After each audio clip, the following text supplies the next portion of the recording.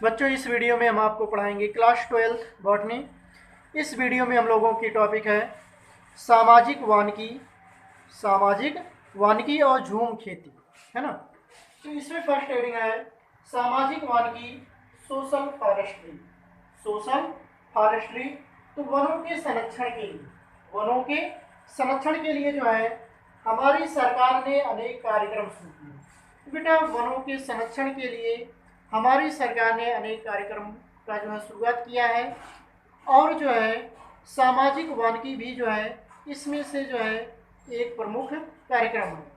बेटा जो है सन 1976 में प्रारंभ किया गया सामाजिक वानिकी कार्यक्रम। सामाजिक वानिकी कार्यक्रम उनमें से एक है। वनों के संरक्षण के लिए हमारी सरकार ने जो है अनेक कार्यक्रम शुरू किए हैं, क्योंकि जो है वनों की जो है लगातार कटाई हो रही थी। वन जो है लगातार जो है विलुप्त हो रहे थे। तो इनको जो है संरक्षण प्रदान करने के लिए जो है हमारी सरकार ने जो है सामाजिक वानिकी नामक कार्यक्रम की शुरुआत की सन 1976 ईस्वी में। यहाँ पर दो क्वेश्चन पूछा जाता है, सामाजिक वानिकी का प्रारंभ कब किया गया? तो सन 1976 ईस्वी में। और इसका मुख्य उद्देश्य क्या है?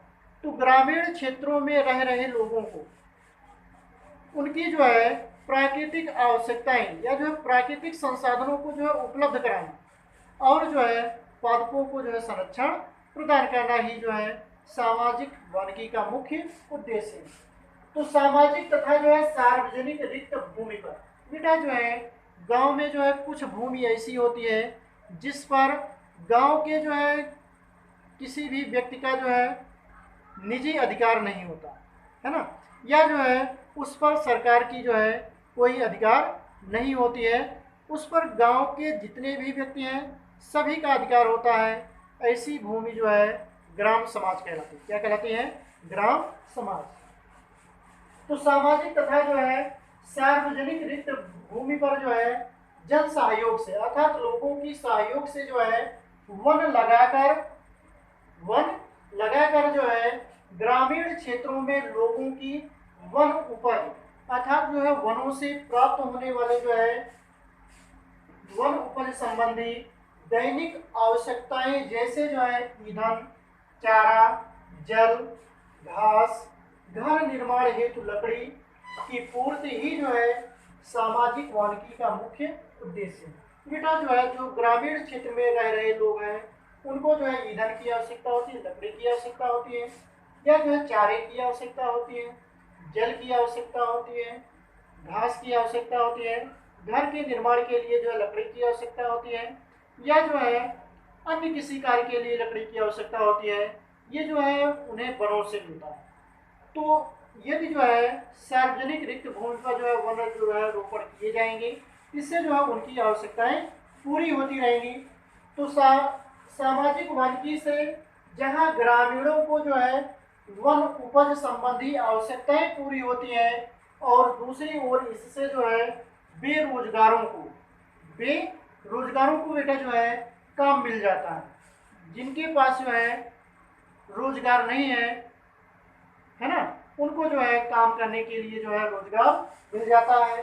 रिक्त भूमि का जो है सदुपयोग हो जाता है। जो खाली स्थान है उसका जो है सदुपयोग हो जाता है। कुटीर उद्योगों का विकास, कुटीर उद्योगों का विकास, वातावरण की स्वच्छता, इससे जो है हमारा जो वातावरण है ये भी स्वच्छ हो जाता है, इत्यादि लाभ स्वतः ही मिल जाते हैं। इसके बाद बेटा सेकंड हेडिंग है झूम खेती, झूम कल्टीवेशन। तो दूसरी हेडिंग क्या है? झूम खेती, झूम कल्टीवेशन इसे कहते हैं। तो कृषि की कुछ नई पद्धतियों से वनों का जो है अस्थायी रूप से जो है विनाश हो रहा है। बेटा जो है ये झूम खेती भी जो है वनों के अस्थायी रूप से विनाश के लिए उत्तरदायी है। विश्व के अनेक भागों में जो है किसी क्षेत्र विशेष की समस्त वनस्पति जो है काटकर जला दी जाती है। वनस्पतियों के दहन